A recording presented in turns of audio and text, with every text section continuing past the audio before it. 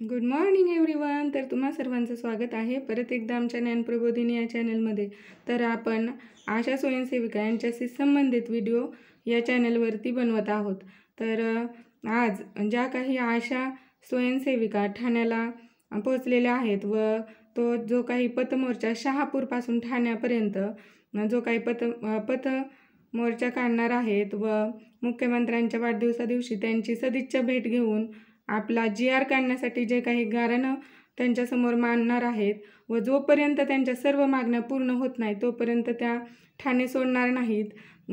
या सर्व घटनांचा जे काही अपडेट्स आहेत ते तुम्हाला या चॅनलवरती पाहायला मिळणार आहे. त्यामुळे तुम्ही आमच्या ज्ञानप्रबोधिनी या चॅनलला सबस्क्राईब करा. व्हिडिओ आवडल्यास व्हिडिओला लाईक करा, शेअर करा आणि तुमच्या काही कमेंट असतील त्या मात्र कमेंट बॉक्समध्ये पाठवू नका.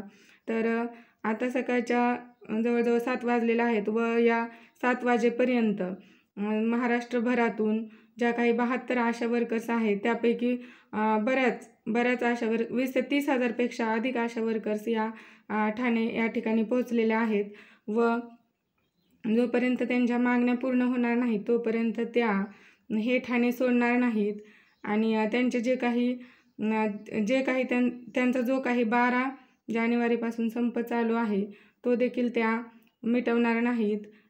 आणि आज सर्व मागण्या पूर्ण केल्याशिवाय त्या या शहरातून बाहेर जाणार नाहीत असा निर्धार त्यांनी केलेला आहे. बघा आशा काय म्हणत आहेत.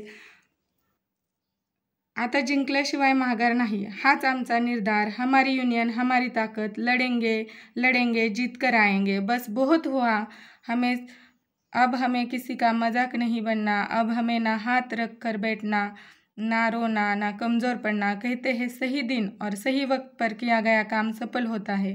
तर अशा प्रकारे आशांनी ही जी आचारसंहिता लागू होणार आहे किंवा हा जो मुख्यमंत्र्यांचा वाढदिवस आहे हा सही मौका गाठून ठाणे शहर गाठलेला आहे व त्या आज 11 वाजल्यापासून ठिय्या आंदोलनासाठी ठाण्यामध्येच राहणार आहे. जोपर्यंत त्यांच्या मागण्या पूर्ण होणार नाही तोपर्यंत त्यांनी ठाणे शहर न सोडण्याचा निर्धार केला आहे.